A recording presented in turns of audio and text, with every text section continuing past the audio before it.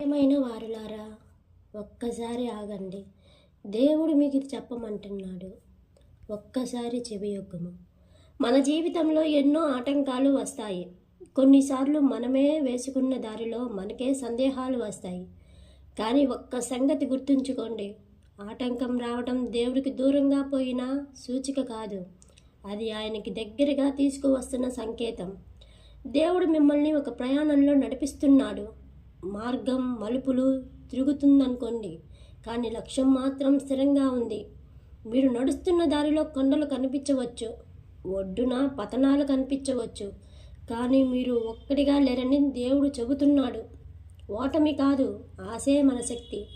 దేవుడు చెప్పినదే నీవు పయనించు, నేను నీతో ఉన్నాను.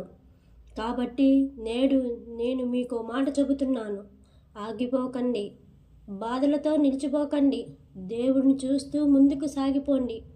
ఎందుకంటే మీరు ఆగిపోయిన చోట దేవుడు ఏ మహిమ చెయ్యలేడు.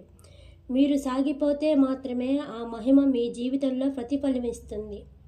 అందుకే నేడు మీకు నా సందేశం, ఒక్క అడుగు ముందుకు వెయ్యండి, దేవుడు 100 అడుగులు మీకోసం వేస్తాడు.